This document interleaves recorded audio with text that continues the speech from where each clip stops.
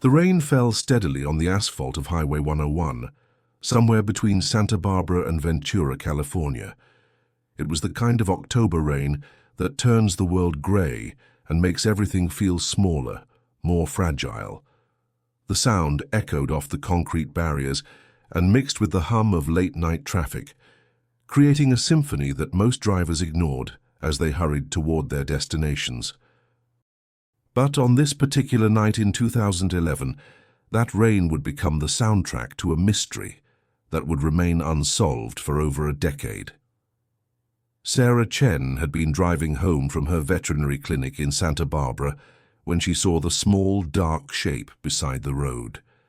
At first, she thought it was debris, maybe a discarded bag or a piece of tire tread, but something about the way it moved, barely perceptible in her headlights, made her slow down. As a veterinarian with 15 years of experience, Sarah had developed an instinct for recognizing animals in distress, even in the most unlikely circumstances. She pulled over onto the narrow shoulder, her hazard lights casting an amber glow through the rain. The shape was a puppy, a small mixed breed that couldn't have been more than 8 weeks old. Its fur was matted and dark with rain and blood, and it lay motionless except for the shallow rise and fall of its tiny chest. One of its hind legs was bent at an unnatural angle, and there were scratches along its side that suggested it had been thrown or had fallen from a significant height. Sarah's heart clenched as she knelt beside the injured animal. She had seen countless cases of neglect and abandonment in her career, but something about this scene felt different. The puppy was clean beneath the mud and blood. Its nails were recently trimmed, its teeth white and healthy. This wasn't a stray that had been living rough. This was someone's pet and recently cared for. She carefully lifted the puppy, noting how it didn't resist or cry out, a sign that it was either in shock or too weak to protest. As she cradled the small body against her chest, she felt something that would haunt her for years to come. The puppy's tail gave the faintest wag. Despite its pain, despite being abandoned on a rainy highway in the middle of the night, this little creature still had hope. The drive to her clinic took 20 minutes, during which Sarah spoke softly to the puppy, telling it stories about the other animals she had saved, about warm beds and full food bowls, about families who would love it unconditionally. She didn't know if the puppy could hear her over the rain and the sound of the engine, but she needed to believe that somewhere in its trauma-clouded consciousness, it understood that it was finally safe. At the clinic, under the harsh fluorescent lights, the full extent of the puppy's injuries became clear. The fractured leg was the most obvious problem, but there were also signs of internal trauma, likely from the impact of hitting the ground. Sarah worked through the night, stabilizing the puppy's condition, setting the bone, cleaning and suturing the wounds. She administered pain medication and fluids, monitoring its vital signs as the hours passed. By dawn, the puppy was stable but still critical. Sarah had done everything she could medically, but she knew that recovery would depend on the animal's will to survive. She set up a comfortable bed in her office, complete with heating pads and soft blankets, and began the process of trying to find the puppy's owner. The first step was checking for a microchip, a routine procedure that Sarah performed on every stray that came through her doors. She ran the scanner over the puppy's body, expecting either nothing or perhaps a local registry number that would lead her to a worried family. What she found instead was a chip registered to an address in Malibu, nearly 200 miles south. The owner's name in the database was listed simply as M. Rodriguez. Sarah tried calling the number associated with the chip, but it went straight to a voicemail that had never been set up. She tried again several times throughout the day, with the same result. The address led to a gated community in Malibu, the kind of place where privacy was paramount and strangers weren't welcome. Her calls to the community's management office were politely deflected. They couldn't provide information about residents, even in a case involving a lost pet. For the next 2 weeks, Sarah cared for the puppy as if it were her own. She named him Scout, partly because of his alert, intelligent eyes, and partly because she hoped he would scout out his way back to his real family. The fracture healed well, and his other injuries faded to faint scars hidden beneath his golden-brown fur. Scout was a mix of breeds, possibly some golden retriever, maybe some shepherd, with floppy ears and a tail that seemed to never stop moving once he regained his strength. But what struck Sarah most about Scout was his temperament. This wasn't an ordinary puppy. He had been trained, house-trained certainly, but also trained in basic commands. He would sit and stay without being asked, would wait patiently for his food, and had an unusual sensitivity to human emotions. When Sarah had a particularly difficult day at the clinic, Scout seemed to sense it, positioning himself close to her feet and offering the quiet comfort of his presence. Sarah continued her attempts to reach the mysterious M. Rodriguez, but the phone number remained disconnected, and her letters to the Malibu address went unanswered. She contacted Animal Control, filed reports with local newspapers, and posted flyers throughout Santa Barbara and Ventura counties. She even reached out to veterinary clinics in the Malibu area, hoping that someone would recognize Scout's description. As the weeks turned into months, Sarah began to accept that Scout's original owner might never be found. Perhaps M.E. Rodriguez had moved, or perhaps there were circumstances that made reclaiming Scout impossible. She had seen it before, families who loved their pets but were forced by financial hardship, housing situations, or family crises to give them up. Sometimes those surrenders happened in ways that weren't official, weren't clean, weren't fair to the animal involved. If stories like this make you pause and think about the animals in your own life, you might want to subscribe to hear more tales that remind us why every creature deserves to be loved and remembered. By spring of 2012, Scout had become a permanent part of Sarah's life. She adopted him officially, updating his microchip information to reflect her own contact details while keeping a note in his file about the original registration. She told herself that if MP Rodriguez ever came looking, she would make sure Scout could be reunited with his first family. But as the seasons changed and Scout grew from a puppy into a young adult dog, that possibility seemed increasingly remote. Scout thrived in his new life. He became the unofficial clinic mascot, greeting patients and their families with a gentle enthusiasm that seemed to calm even the most anxious animals. Sarah's colleagues joked that Scout had healing powers, and perhaps they weren't entirely wrong.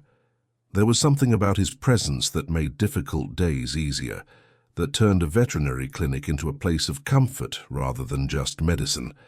But even as Scout settled into his new life, Sarah never forgot the night she found him on Highway 101. She kept the original microchip information in her desk drawer, and sometimes late at night when she was finishing paperwork, she would pull out the file and wonder about Monsieur Rodriguez. Who were they? Why had they never come looking for Scout? And how had a beloved, well-trained puppy ended up broken and bleeding on a highway shoulder in the rain? These questions haunted Sarah, not because she regretted saving Scout.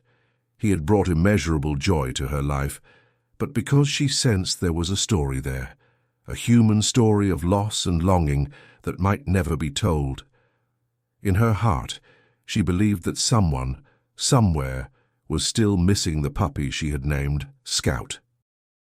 And someday, somehow, that story would need to find its ending. Scout's transformation from an injured puppy to Sarah's devoted companion happened gradually, the way most profound changes do, so naturally that it's only in looking back that the magnitude becomes clear. By 2013, he had grown into a medium-sized dog with intelligent amber eyes and a coat that shifted from gold to brown depending on the light. The slight limp from his old injury was barely noticeable now, manifesting only when he was tired or when the coastal dampness settled into his bones. The veterinary clinic on State Street had become Scout's kingdom. He knew every corner, every regular client, every staff member's routine. Mrs. Peterson brought her elderly beagle in every month for arthritis shots, and Scout would position himself by her feet, offering silent comfort while Dr. Sarah worked. The Martinez family's twin girls always asked to pet Scout before their cat's checkup, and he would sit perfectly still, allowing small hands to stroke his ears while he watched their anxious faces relax into smiles. Sarah had initially worried that having Scout in the clinic might be unprofessional, but the opposite proved true. Pet owners seemed to trust a veterinarian whose own dog was calm, well-behaved, and obviously loved. Scout became part of her practice's identity, featured in the window display photos and mentioned in online reviews. Dr. Chen's dog Scout made our nervous rescue feel so much better, read one typical comment. But it was during the quiet moments that Sarah saw Scout's deeper nature. He had an uncanny ability to sense when an animal wouldn't be going home, when a family was saying goodbye for the last time. On those days, Scout would remain perfectly still during the procedure, then position himself near the grieving owners, not intrusively, but simply present. Sarah had seen him do this dozens of times, and it never failed to move her. As the years passed, Sarah occasionally found herself researching Monsieur Rodriguez online, typing the name into search engines and social media platforms. It was a brief compulsion that would strike her every few months, usually triggered by something Scout did that reminded her of his mysterious past. The way he would tilt his head when she played music on her phone, as if he recognized a particular song. The way he would sit perfectly still for photographs, as if he had been trained for cameras. The way he seemed to understand complex commands that Sarah had never taught him. But Message. Rodriguez was a common name, and without more specific information her searches led nowhere. The Malibu address from the microchip database had been replaced by new residents according to public records, and there was no forwarding information. The trail had gone completely cold. Sarah's life settled into a comfortable rhythm. She had purchased a small cottage in the foothills above Santa Barbara, with a yard where Scout could run, and a view of the ocean that never failed to calm her after difficult days. Scout seemed to love their evening walks through the neighborhood, greeting other dog walkers with polite enthusiasm and showing particular affection for children and elderly residents. It was during one of these walks in the fall of 2015 that Sarah met Eleanor Hartwell, a retired television producer who lived 3 houses down from her cottage. Eleanor was in her 70s, sharp-minded and witty, with silver hair and eyes that seemed to miss nothing. She had been watching Scout play with her neighbor's children when she approached Sarah. "That's quite a remarkable dog you have there," Eleanor said, her voice carrying the precise diction of someone who had spent decades in front of microphones and cameras. "He has presence, natural camera presence." Sarah thanked her, mentioning that Scout had indeed been a natural at the clinic, seeming to understand exactly what was needed in any situation. "I spent 40 years in television," Eleanor continued, studying Scout with professional interest. "I can usually spot a trained animal from a mile away. Has he had professional training?" "Not with me," Sarah admitted. "I found him as an injured puppy, and he already seemed to know basic commands. I've always wondered about his background." Eleanor nodded thoughtfully.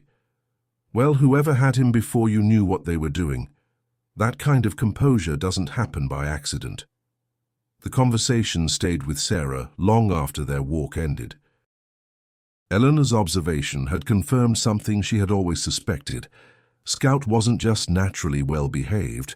He had been professionally trained, and probably at considerable expense.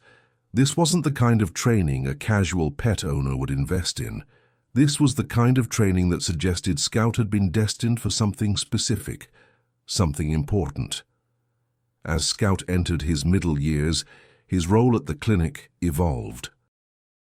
He became less of a mascot and more of a therapy dog.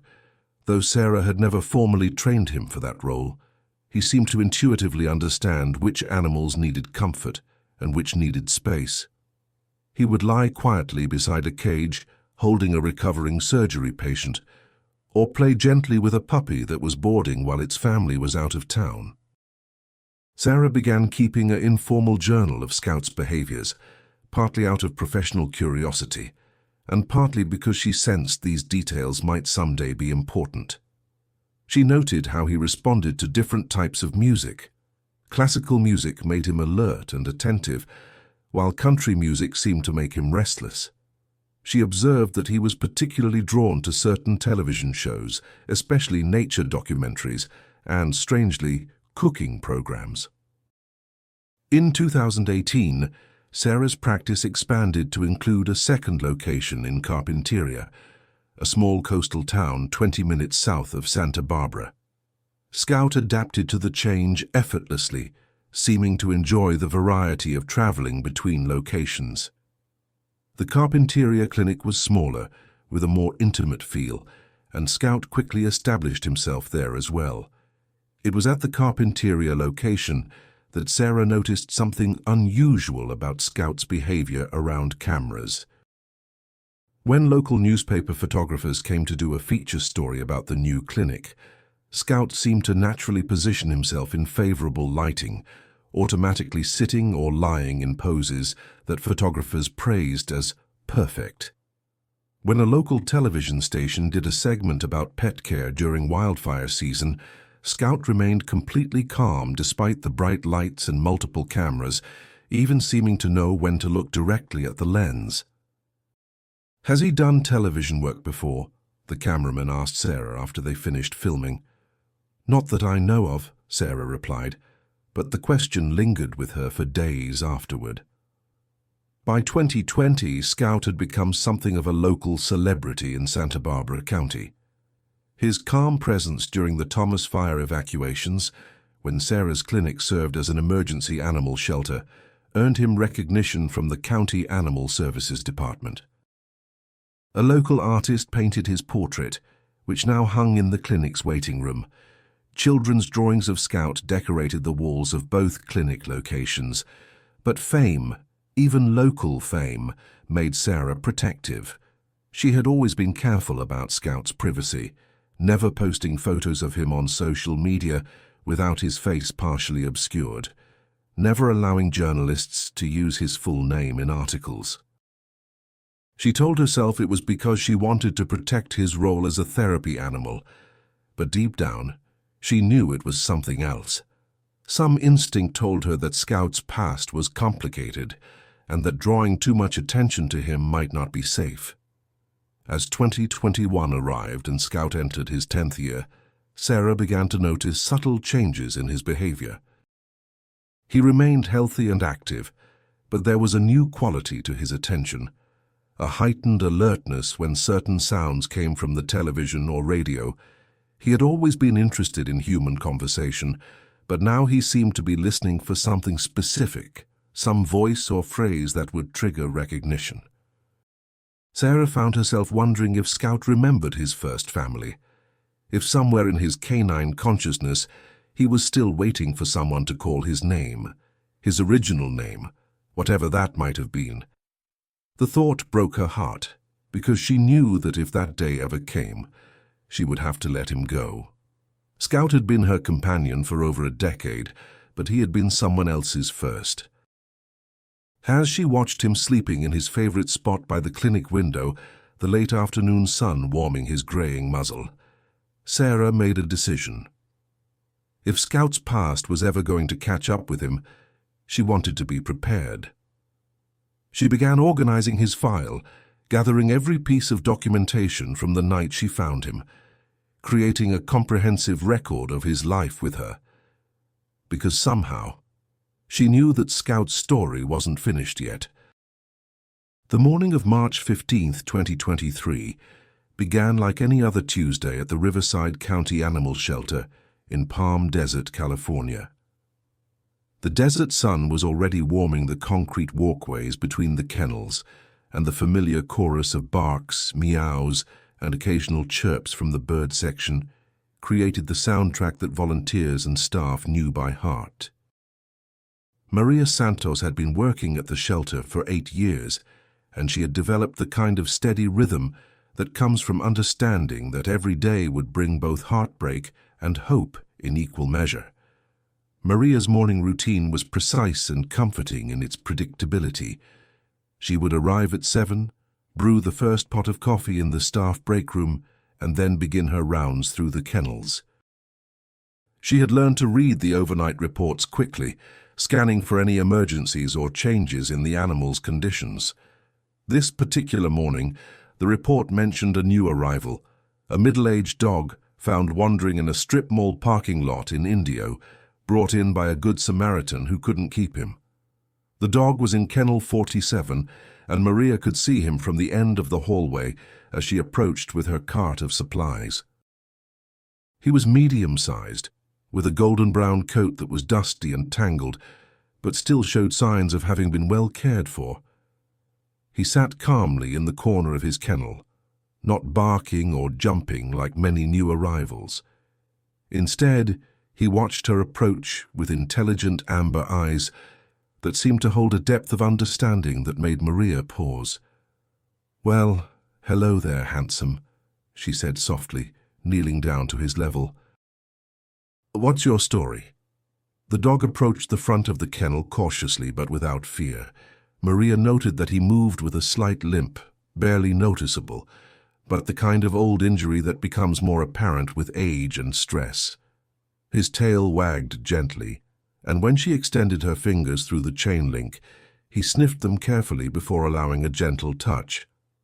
Maria had seen thousands of dogs come through the shelter, and she had developed an instinct for reading their backgrounds.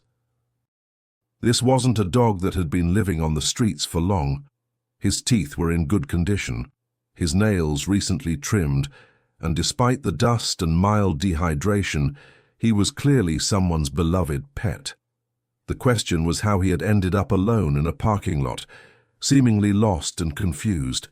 The intake form was sparse. The woman who brought him in said she had found him wandering around the shopping center, apparently looking for something or someone. He had allowed her to leash him without resistance and had ridden quietly in her car to the shelter. No collar, no identification, no obvious clues about his identity or origin. Maria's first step was always the same: check for a microchip. The tiny scanner, no bigger than a smartphone, was an essential tool that had reunited countless pets with their families over the years. She had seen miraculous reunions happen within hours of an animal's arrival, simply because a tiny chip contained the information needed to bridge the gap between lost and found. She retrieved the scanner from her supply cart and knelt down again beside kennel 47. The dog remained calm as she opened the kennel door, and even more remarkably, he sat automatically when she approached, the sign of training that confirmed Maria's intuition about his background. "Let's see if you have some identification, sweet boy," she murmured, running the scanner over his shoulders and neck. The device beeped almost immediately, displaying a series of numbers that made Maria smile. Someone was going to be very happy to get a phone call today. But as Maria copied down the chip number and prepared to look up the registration information, she noticed something unusual. The dog's reaction to the scanner had been completely calm, not just tolerant but almost familiar, as if he had been through this process many times before. Most pets were at least slightly anxious about the unfamiliar device and the scanning process, but this dog had seemed to understand exactly what was happening. Maria walked back to the office computer and entered the chip number into the database, expecting to find a local address and a phone number for worried owners. What appeared on her screen instead made her frown in confusion. The chip was registered to an address in Malibu, California, nearly 300 miles away, under the name M. Rodriguez. But when she looked at the registration date, Her confusion deepened further. According to the database, this dog had been reported as a transfer of ownership in 2012, with the chip information updated to reflect a new owner in Santa Barbara. The current registered owner was listed as Dr. Sarah Chen, with a veterinary clinic address and phone number. Maria had seen ownership transfers before, but this seemed unusual. Why would a dog currently registered to someone in Santa Barbara end up as a stray in Palm Desert? Maria tried calling the number listed for Dr. Chen, but it went to voicemail. She left a detailed message, explaining that they had found a dog with a chip registered to her and asked for a return call to verify ownership and arrange pickup. It was possible that Dr. Chen's dog had been stolen, or had escaped during travel, or that there was some other explanation for how he had ended up so far from home. While she waited for a return call, Maria spent extra time with the dog in Kennel 47. She had named him Desert, based on where he was found, but something about him suggested he already had a name, a real name that someone had called him with love for many years. He responded to basic commands: sit, stay, down. And when she took him out to the exercise yard, he walked perfectly on a leash and showed no signs of the anxiety or overexcitement that usually accompanied a dog's first day at a shelter. Dr. Chen called back within 2 hours, and Maria could hear the genuine panic in her voice. "Scout is missing. Are you sure it's him? When did you find him?" Maria described the dog's appearance and behavior, and listened as Dr. Chen confirmed that it sounded like her dog Scout, who had disappeared from her clinic's parking lot in Santa Barbara 3 days earlier. Dr. Chen explained that Scout was 12 years old, with an old injury to his hind leg and a very calm temperament. She would drive down immediately to pick him up. But as Maria hung up the phone, she felt a nagging sense that something wasn't quite right. Dr. Chen had sounded genuinely concerned and relieved, and her description of Scout matched the dog in Kennel 47 perfectly. But there was something about the timeline that bothered Maria. How does a 12-year-old dog travel 300 miles in 3 days, especially a dog with an old injury? And why had he been found in such good condition, as if someone had been caring for him right up until the moment he was discovered wandering? Maria decided to do something she rarely did: dig deeper into the chip's history. The database allowed her to see the original registration information, and what she found there made her pause. The original owner, M. Rodriguez, had registered the chip in 2011 with an address in Malibu. The registration had never been officially transferred to Dr. Chen. Instead, it showed a found animal report filed in 2012, with Dr. Chen listed as the finder and subsequent adopter. This meant that Scout had been a lost or abandoned animal once before, found by Dr. Chen as a puppy and never reclaimed by his original owner. But now, more than a decade later, he had somehow ended up back in Southern California, not far from where his original owner had lived. The coincidence seemed almost impossible. Maria printed out all the chip information and tucked it into the dog's file. When Dr. Chen arrived to pick up Scout, Maria planned to give her the original registration information just in case it might provide some closure to a story that had apparently begun over 12 years ago. But as she looked at the dog resting peacefully in Kennel 47, Maria couldn't shake the feeling that this wasn't really an ending at all. Something about Scout's calm acceptance of his situation, his familiarity with shelters and scanning procedures, and the mysterious circumstances of his disappearance from Santa Barbara suggested that there were still pieces of his story waiting to be discovered. And somewhere in Southern California, Maria suspected, someone else might be looking for the same dog that Dr. Chen was racing down the freeway to reclaim.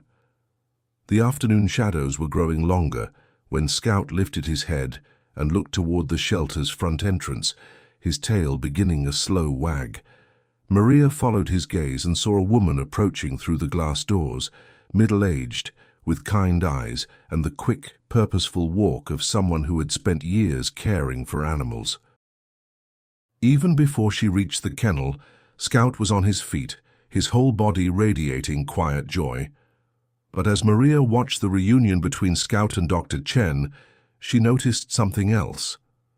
Scout's attention kept shifting toward the shelter's lobby, as if he was still listening for something, still waiting for someone else to walk through those doors. And Maria realized that whatever had brought Scout to the desert might not be finished with him yet. Doctor. Sarah Chen's drive from Santa Barbara to Palm Desert had been the longest 3 hours of her life. Every mile marker on Interstate 10 seemed to mock her with the growing distance between her and Scout, and her mind raced through increasingly terrible scenarios. How had he traveled so far? Had he been stolen?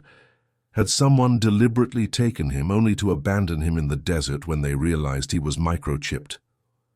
The reunion at the Riverside County Animal Shelter was everything Sarah had hoped for, and yet somehow less satisfying than she had expected. Scout's joy at seeing her was unmistakable. His whole body had trembled with excitement, and he had pressed against her legs as if he never wanted to let her out of his sight again. But there was something in his demeanor that suggested resignation rather than relief, as if he had been expecting this moment, but wasn't entirely sure it was what he wanted. Maria Santos, the shelter worker who had called her, was waiting with a manila folder full of paperwork and what appeared to be several printed documents. As Sarah completed the reclaim forms and paid the shelter fees, Maria seemed unusually talkative, asking detailed questions about Scout's history and behavior that went well beyond the standard reunion protocol. "Dr. Chen," Maria said finally, glancing around to make sure they had privacy, "there's something about Scout's microchip registration that I think you should know." She handed Sarah the printed database records, pointing to the original registration from 2011. Sarah studied the information. The Malibu address, the name M. Rodriguez, the registration date just a few weeks before she had found Scout on Highway 101. Seeing it in black and white made her stomach tighten with the familiar ache of questions that had never been answered. "I've tried to find this Monsieur Rodriguez for years," Sarah admitted. "When I found Scout as a puppy, I spent months trying to locate his original owner. The address led nowhere. The phone number was disconnected. I always assumed that whoever had him before must have moved, or maybe something had happened to them." Maria nodded sympathetically.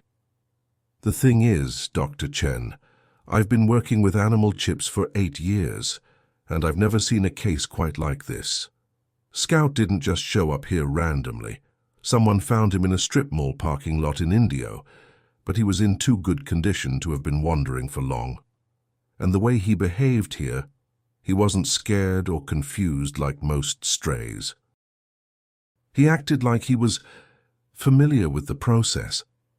Sarah felt a chill that had nothing to do with the desert evening air. "What are you suggesting?" "I'm not sure," Maria said honestly. "But I think someone has been taking care of Scout recently, someone who knew about the chip, knew about shelters, maybe even knew he would eventually be traced back to you. The question is why." The drive back to Santa Barbara gave Sarah plenty of time to think, with Scout sleeping peacefully in the passenger seat, as if his 3-day adventure had been nothing more than an extended nap. But Sarah's mind was churning with possibilities, none of them entirely comfortable. Someone had taken Scout, cared for him, and then arranged for him to be found in a location where his chip would be scanned and she would be contacted. It felt deliberate, purposeful, like the opening move in a game she didn't understand. Back at the clinic, Sarah's staff welcomed Scout home with the kind of enthusiastic relief usually reserved for returning war heroes. But as the initial excitement died down and normal routines resumed, Sarah found herself studying Scout with new eyes. Had he always been this calm after stressful experiences?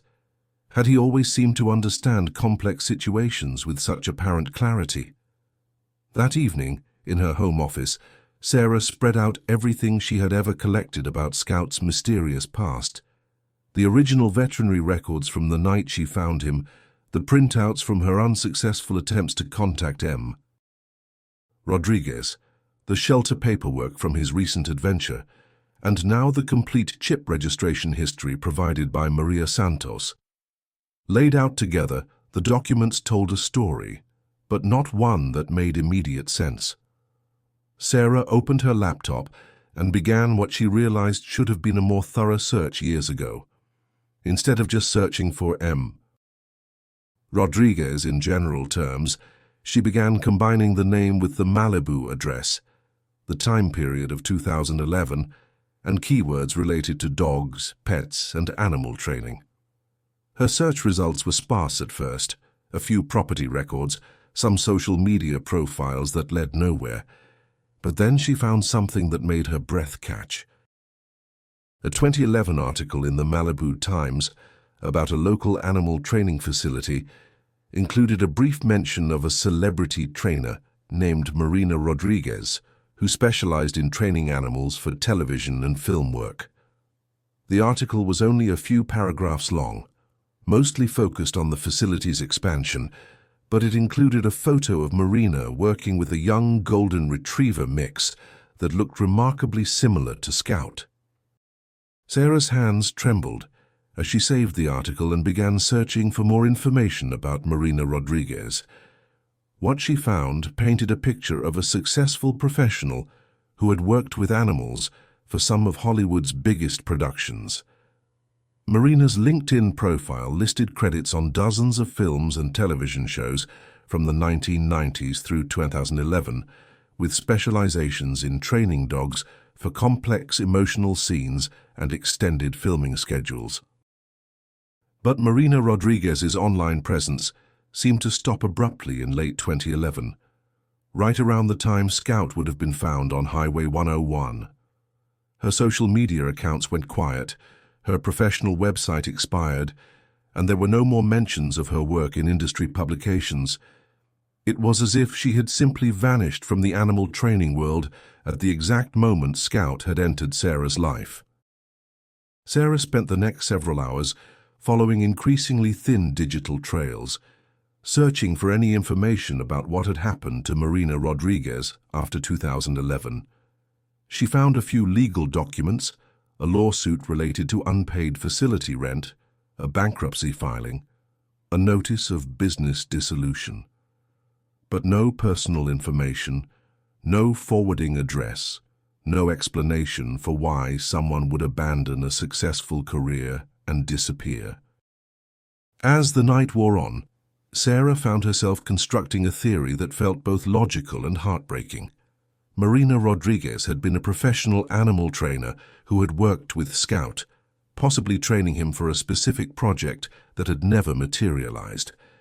When her business collapsed in 2011, she might have been forced to give up the animals in her care, perhaps abandoning them rather than surrendering them officially to avoid legal complications or debt collectors. But this theory raised as many questions as it answered. If Marina had been forced to abandon Scout, why had he ended up on a highway rather than at a shelter?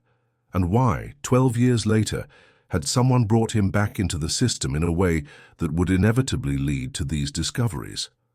Sarah had the unsettling feeling that someone was trying to tell her something, to guide her toward information that had been hidden for over a decade. Scout seemed to sense her agitation. He padded into the office and rested his head on her knee, looking up at her with those intelligent amber eyes that had first captured her heart on a rainy night so many years ago. Sarah stroked his graying muzzle and wondered how much he remembered of his life before that night. Did he remember Marina Rodriguez? Did he remember being trained for cameras and lights? Did he understand that his recent disappearance and return were connected to secrets from a past he couldn't explain? "What happened to you, boy?" Sarah whispered. And what happened to the person who loved you first? Scout's tail thumped once against the floor, and Sarah realized that maybe the question wasn't what had happened to Marina Rodriguez. Maybe the question was what Marina Rodriguez was trying to make happen now, 12 years later, by ensuring that Scout's story would finally be investigated. And if that was true, then Sarah's journey into Scout's past was just beginning.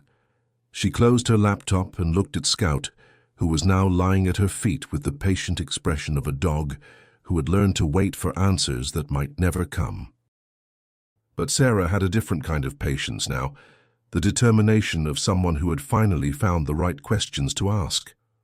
Tomorrow, she would begin making phone calls, sending emails, and following every lead that might connect Scout to the woman who had trained him and then mysteriously disappeared from his life. Because somewhere in the gap between Marina Rodriguez's last professional credit and Scout's appearance on Highway 101, there was a story that needed to be told. And Sarah suspected that story was the key to understanding not just Scout's past, but the strange circumstances that had brought him back into her life after 12 years of seeming contentment. Sarah's investigation into Marina Rodriguez's disappearance became an obsession that consumed her evenings and weekends. She had always been methodical in her approach to veterinary problems, breaking down complex diagnoses into manageable pieces of evidence, and she applied the same systematic thinking to unraveling Scout's mysterious past. What began as simple internet searches evolved into a comprehensive investigation that took her deep into the shadowy world of Hollywood animal training and the personal tragedy that had destroyed one woman's career. The breakthrough came from an unexpected source, Eleanor Hartwell, her neighbor who had once observed Scout's natural camera presence. Over coffee one Saturday morning, Sarah shared her recent discoveries about Marina Rodriguez, hoping that Eleanor's television industry experience might provide some insight. Eleanor listened with growing interest, occasionally asking questions that revealed her deep understanding of how the entertainment business worked. Marina Rodriguez, Eleanor repeated thoughtfully. The name is familiar, but I can't place it exactly. Let me make some calls. Eleanor's contacts in the industry proved invaluable. Within a week, she had gathered information that Sarah never could have found on her own.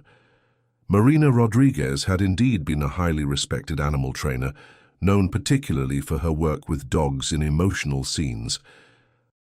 She had a reputation for being able to train animals to display complex emotions on cue: grief, joy, loyalty, longing, that made her services highly sought after for dramatic productions.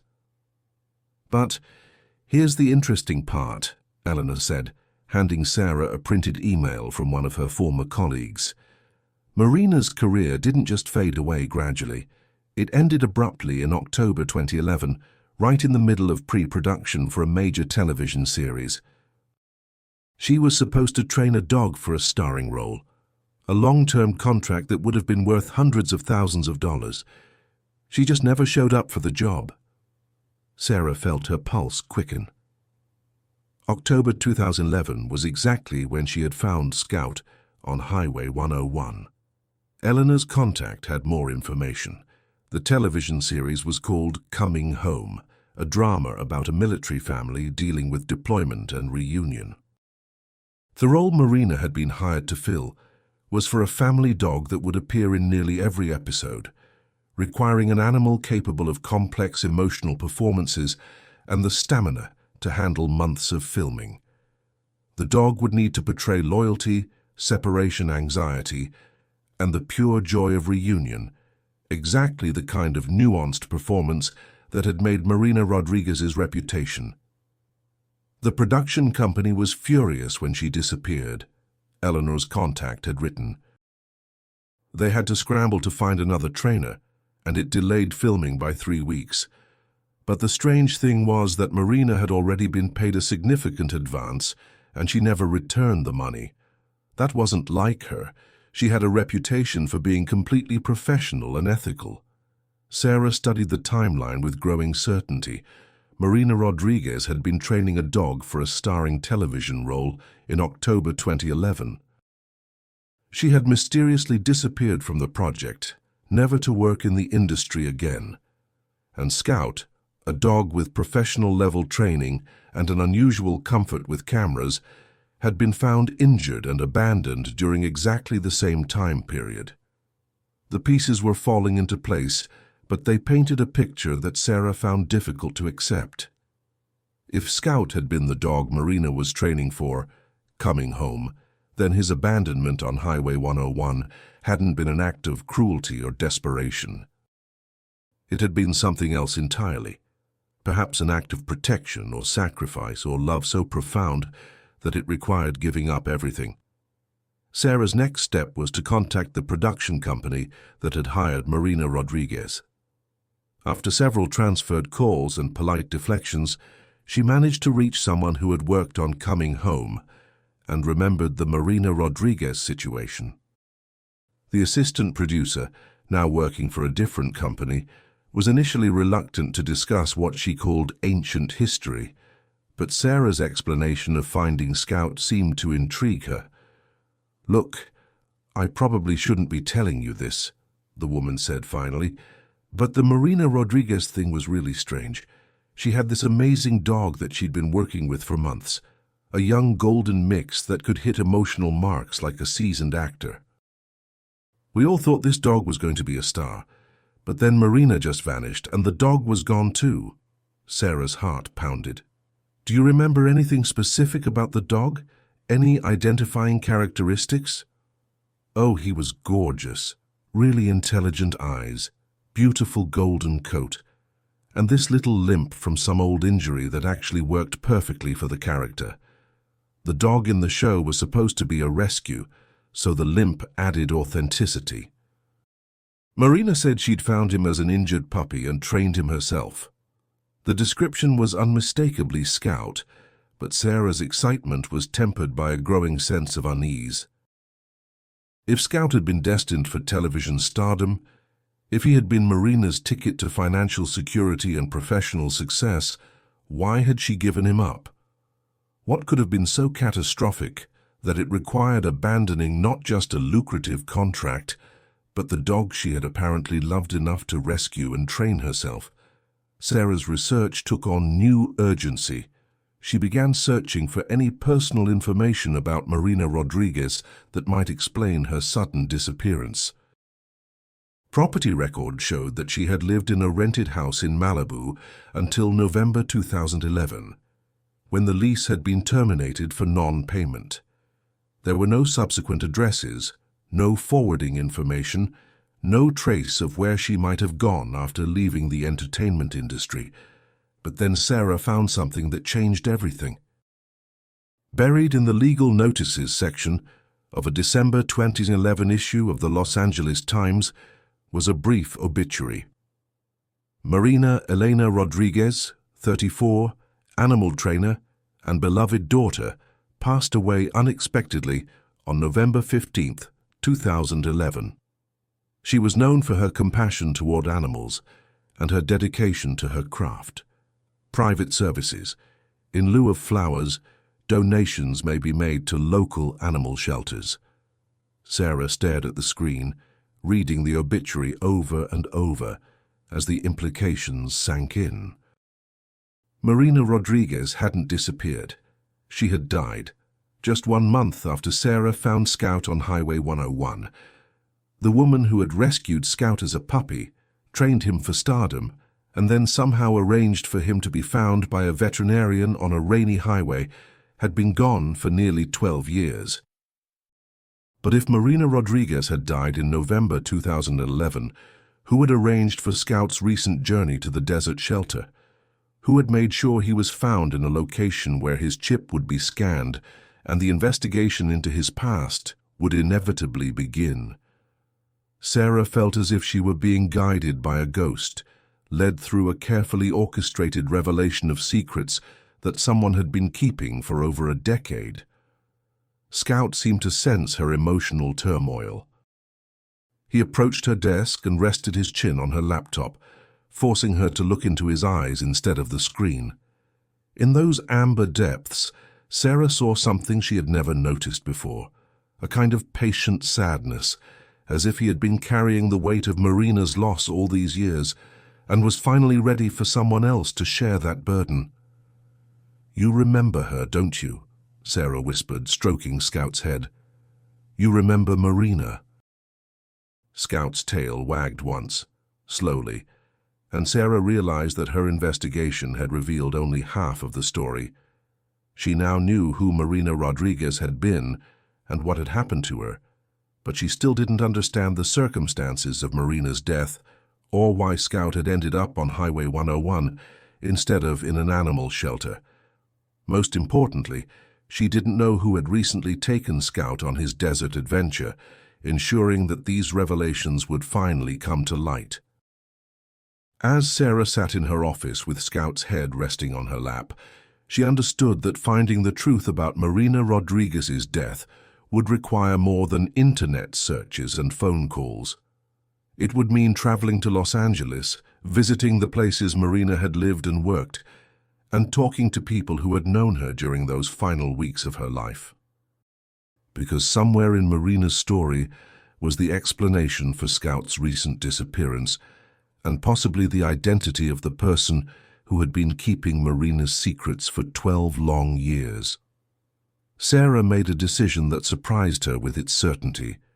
She would take a leave of absence from the clinic, arrange for Scout's care, and spend whatever time was necessary to uncover the complete truth about Marina Rodriguez and the circumstances that had brought Scout into her life.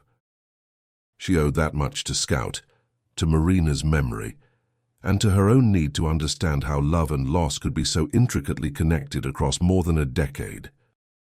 The investigation that had begun with a simple microchip scan was about to become a journey into the heart of a tragedy that had shaped Scout's entire life, and perhaps reveal why that tragedy was still reaching across the years to demand justice or closure, or simply the recognition that some love stories continue long after they seem to have ended.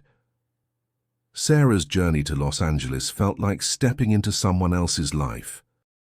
She had arranged for her associate veterinarian to cover the clinic for a week, left Scout in the capable hands of her technician staff, and driven south on Highway 101, the same route where Scout's story had begun 12 years earlier. As she passed the section of road where she had found him that rainy night, Sarah felt the weight of all the questions that had led her to this moment. Marina Rodriguez's former landlord in Malibu was a weathered man in his 70s named Frank Castellanos, who managed several rental properties in the area. He had agreed to meet Sarah at a coffee shop near the address where Marina had lived, and his memories of his former tenant were surprisingly vivid and deeply troubled. "Marina was one of the best renters I ever had," Frank said, stirring sugar into his coffee with hands that shook slightly. "Always paid on time, kept the place immaculate, never bothered the neighbors. She loved that dog of hers, used to take him to the beach every morning for training sessions. But in her last few months, something changed." Frank described a gradual transformation that had alarmed him. Marina had become increasingly paranoid, installing additional locks on her doors and windows, asking Frank repeatedly about strangers who might have been asking about her. She had started paying her rent in cash, avoiding written checks or electronic transfers. Most tellingly, she had begun making arrangements for her dog's care that suggested she was preparing for something to happen to her. "She gave me a key to the house and asked me to check on the dog if she ever didn't come home," Frank remembered. "She said if anything happened to her, I should take the dog to a specific veterinarian in Santa Barbara, a Dr. Sarah Chen. She had the address written down on a piece of paper that she gave me along with the key." Sarah's coffee cup rattled against the saucer as she set it down. "She knew my name? Before Scout was ever found?" Frank nodded grimly. "She said Dr. Chen was the only person she trusted to take care of her dog if something happened.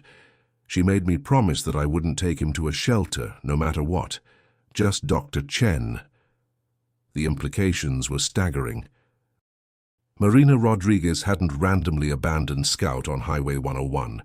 She had specifically arranged for him to be found by Sarah, somehow knowing that a veterinarian named Sarah Chen would be the right person to care for her beloved companion. But how had Marina known about Sarah, and why had she felt the need to make such arrangements? Frank's answers to these questions revealed a story darker and more complex than Sarah had imagined. In the weeks before her death, Marina had become convinced that someone was threatening her, though she had never explained the nature of the threat or identified who might be behind it. She had spoken about people who wanted to hurt her through her work, and had mentioned being afraid that her dog might be used against her somehow. "I thought she was being paranoid," Frank admitted. "Marina was always a little intense, you know, very focused on her work, very protective of her animals. But looking back, I think she was genuinely scared of something, or someone." Frank's final piece of information was the most disturbing. On the night Marina died, officially ruled an accidental overdose of prescription medication, Frank had gone to check on her dog as promised, but the house was empty. Marina's body had been found in her car near Zuma Beach, but there was no sign of her dog anywhere. Frank had assumed that animal control had already taken him, and in the confusion and grief of Marina's death, he had never followed up. Sarah felt a chill as she realized the implication. If Marina's dog had already been missing when her body was found, then someone else had taken Scout before Marina's death. Possibly the same someone that Marina had been afraid of. The arranged finding on Highway 101 might not have been Marina's plan at all, but rather someone else's way of disposing of a dog that had become inconvenient or dangerous to keep. Sarah's next stop was the Los Angeles County Coroner's Office, where she hoped to find more information about the circumstances of Marina's death. The case file was still available for public review, and what Sarah read there deepened her sense that Marina's death had been far from accidental. The coroner's report noted several unusual circumstances. Marina had been found in her car with a lethal level of prescription painkillers in her system, but she had no history of drug abuse and no current prescriptions for the medication found in her blood. There were also minor injuries on her arms and hands that were inconsistent with an accidental overdose, defensive wounds that suggested she might have been struggling with someone before her death. Most significantly, the investigation had been closed quickly, with minimal follow-up on the suspicious circumstances. The detective assigned to the case had noted possible foul play in his initial report, but the case had been reclassified as accidental death within 48 hours. There was no explanation in the file for this sudden change in classification. Sarah spent hours in the coroner's office, copying every document she was allowed to access and making detailed notes about the inconsistencies in Marina's case.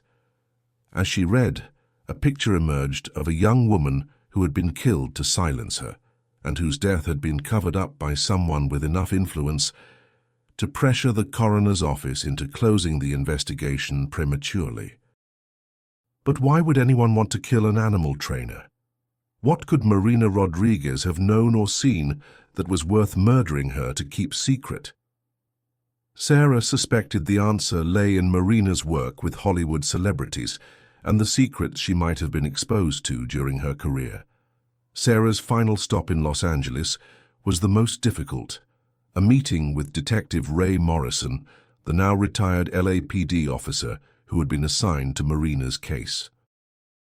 Morrison had agreed to meet Sarah at a diner in Culver City, and his first words confirmed her worst suspicions. "I knew that case was dirty from the moment I saw the scene," Morrison said, his voice heavy with 12 years of regret. "Marina Rodriguez was murdered, no question about it, but I was told to classify it as accidental and move on.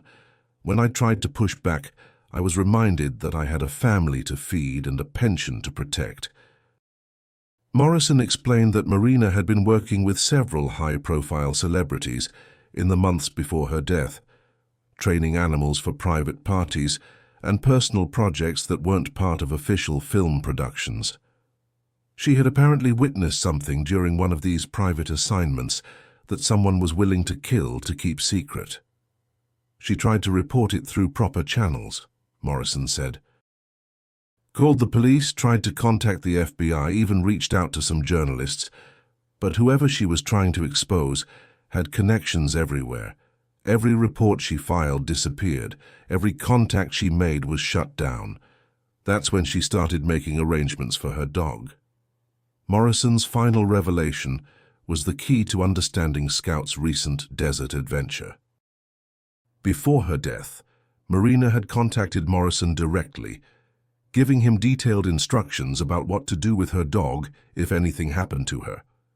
She had asked him to wait exactly 12 years, long enough for any statute of limitations to expire and for the people who killed her to feel safe, and then arrange for the dog to be found in a way that would trigger an investigation into her death.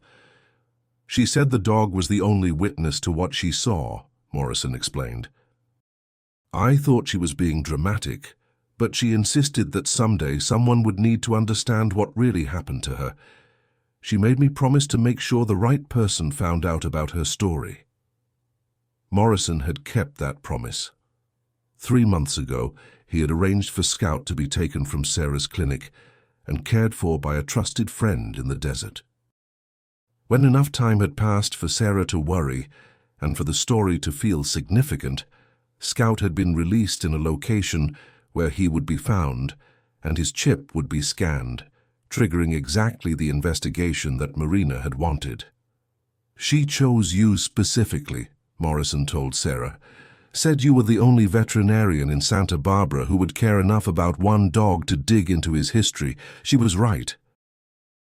As Sarah drove back to Santa Barbara that evening, her mind raced with the implications of what she had learned. Marina Rodriguez had been murdered to silence her about something she had witnessed while working with Hollywood celebrities. Her death had been covered up. Her killer had never been brought to justice, and for 12 years, the truth had been buried along with her. But Marina had planned for this moment. She had arranged for Scout to be found by someone who would care enough to investigate, and she had trusted that eventually the truth would surface. Now Sarah had that truth, but she also had the weight of deciding what to do with it. Publishing Marina's story would mean exposing a cover-up that reached into law enforcement and possibly government agencies. It would mean putting herself and Scout at risk from the same people who had killed Marina. But as Sarah pulled into her clinic's parking lot and saw Scout waiting for her in the window, she knew what Marina would have wanted her to do. Some stories are too important to keep secret, no matter how dangerous telling them might be. And some love, between a woman and her dog, between a dog and his rescuer, between the living and the dead, is strong enough to demand justice across the span of years. The decision to go public with Marina Rodriguez's story wasn't one Sarah made lightly. For 3 sleepless nights after returning from Los Angeles, she sat in her office with Scout beside her, weighing the risks against the responsibility she felt to a woman who had been silenced 12 years ago. Detective Morrison had given her copies of his original case notes, and Marina's landlord had provided additional documentation that Frank had been keeping in a storage box for over a decade. Together, these materials painted a picture of conspiracy and cover-up that reached far beyond what Sarah had initially imagined. The key to Marina's murder lay in a private party she had worked at in October 2011, just weeks before her death.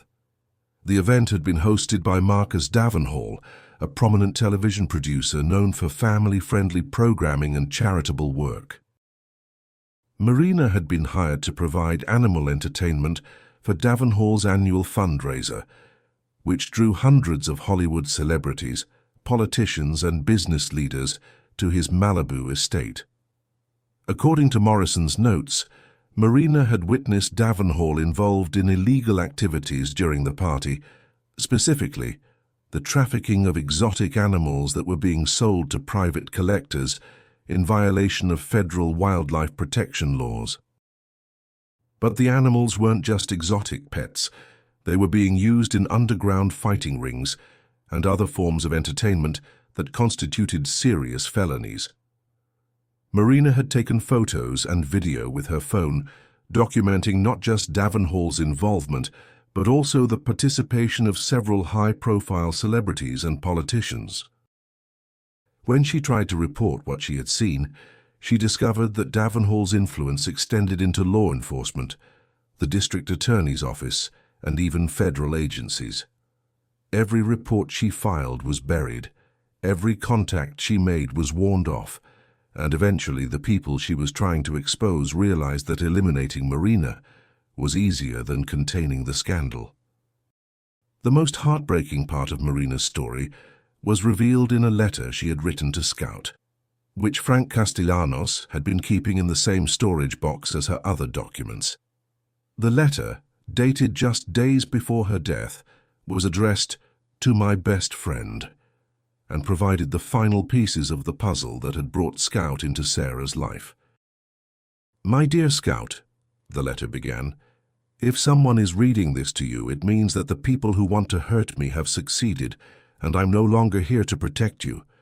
I'm so sorry that I couldn't keep you safe myself, but I've made arrangements with people I trust to make sure you'll be loved and cared for, even if I can't be the one to do it. Marina's letter explained that she had chosen Sarah specifically after researching veterinarians in the area who had reputations for going above and beyond for animals in need. She had identified Sarah as someone who would not only provide excellent medical care, but who would also care enough about Scout's well-being to investigate if anything seemed unusual about his past. I'm training you for a television show that would have made us both famous, Marina wrote, but I've discovered that fame isn't worth your safety or mine.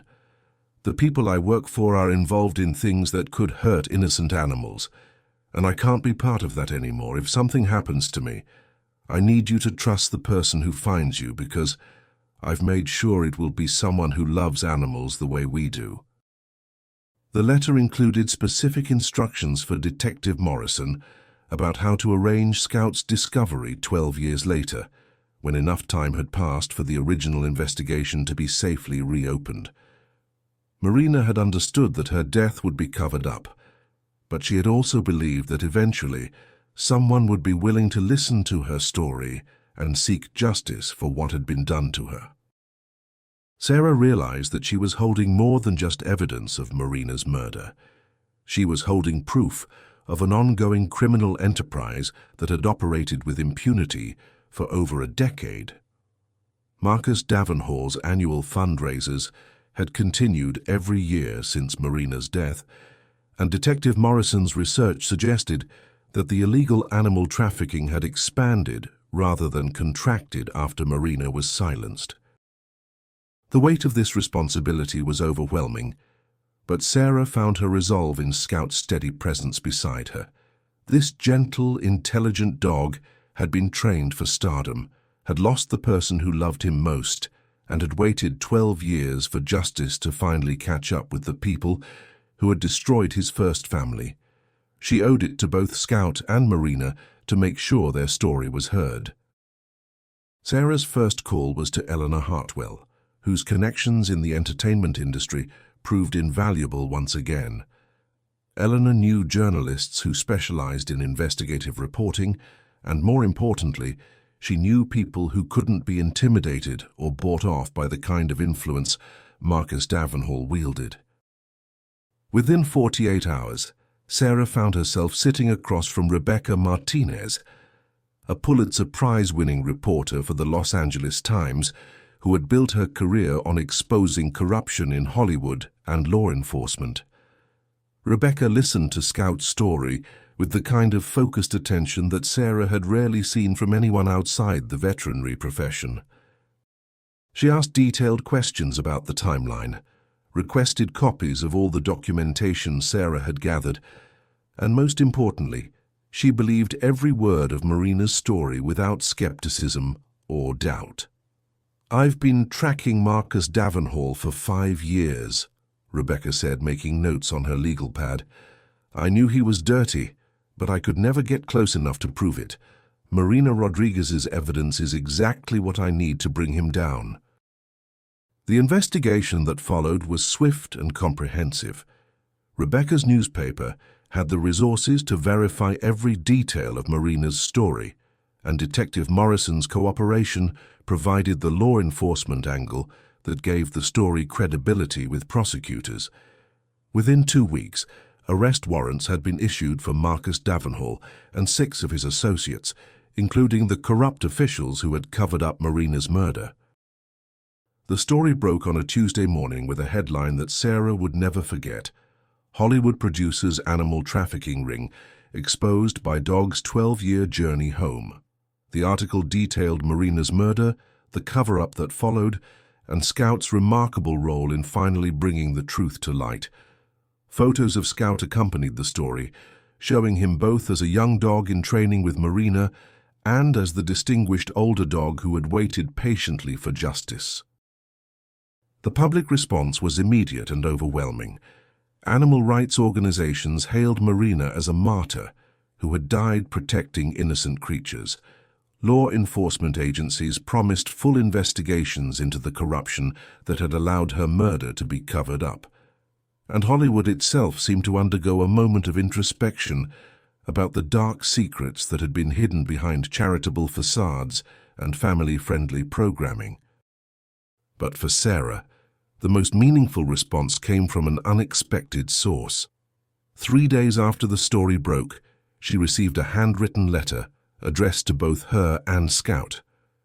The return address showed only a post office box in Northern California, and the letter itself was signed simply Marina's sister. "Dear Dr. Chen and Scout," the letter began, "I never knew what happened to my sister or her beloved dog until I read your story in the newspaper. Marina and I had been estranged for several years before her death, and I always believed the official story that she had died accidentally. Thank you for giving me the truth about her final months, and thank you for taking such beautiful care of the dog she loved more than anything in the world." The letter went on to explain that Marina had spoken often about her plans to train Scout for television, and how excited she had been about the opportunities his intelligence and natural charisma would create. Learning that Marina had been murdered trying to protect animals from exploitation made her sister proud of the choice Marina had made, even though it had cost her everything. "Scout was lucky to find you," the letter concluded, "but I think Marina knew that luck had nothing to do with it. She chose you because she recognized a kindred spirit, someone who would love Scout the way she did, and someone who would fight for what's right, even when it's dangerous to do so." As Sarah read the letter aloud to Scout in her office that evening, she felt a sense of completion that had been missing from her life for 12 years. Scout's story finally made sense, from his mysterious appearance on Highway 101 to his recent desert adventure that had triggered the investigation Marina had planned so carefully. Every piece of his past had fallen into place, creating a narrative of love, sacrifice, and ultimately justice. Scout seemed to understand that something significant had been resolved. For the first time since Sarah had known him, he appeared completely relaxed, as if a weight he had been carrying for his entire life had finally been lifted. He rested his head on Sarah's lap and sighed contentedly, and Sarah realized that Marina's final gift to Scout hadn't been arranging for his rescue. It had been ensuring that someday someone would understand why his rescue had been necessary. The months that followed the exposure of Marcus Davenhall's criminal enterprise brought a peace to Sarah's life that she hadn't realized she'd been missing. Scout seemed to settle into a deeper contentment, as if the resolution of Marina's story had freed him from a burden he'd been carrying for 12 years.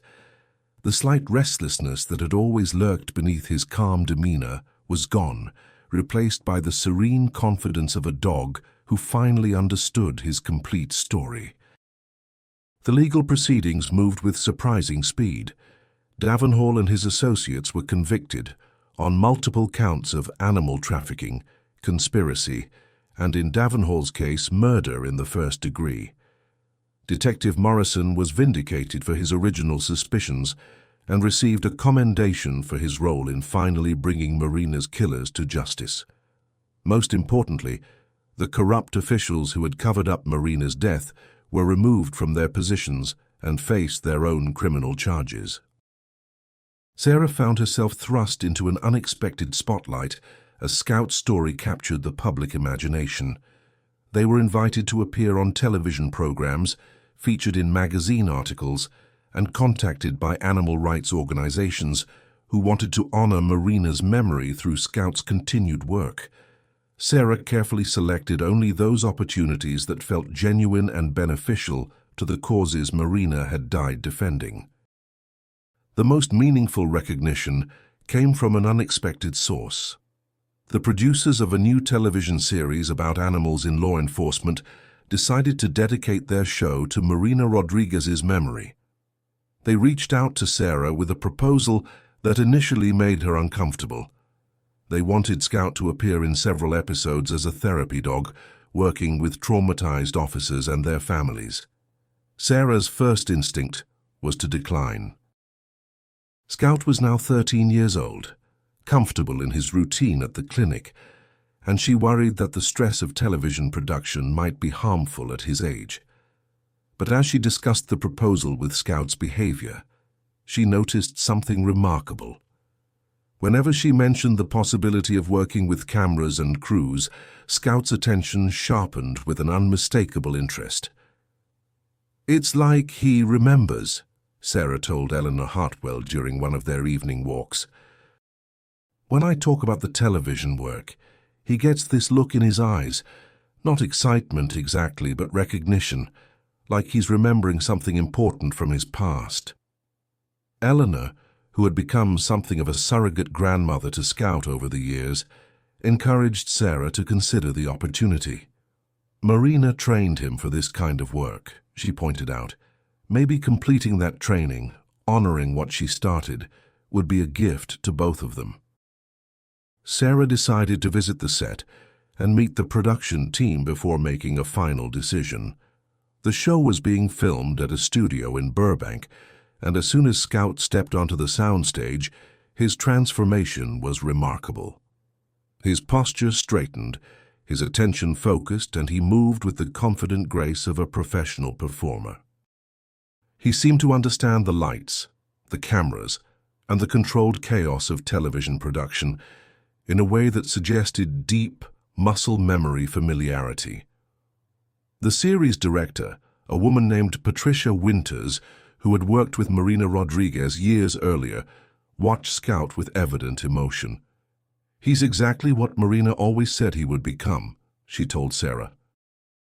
She used to talk about how Scout had the rare combination of intelligence and emotional sensitivity that makes a truly great animal actor.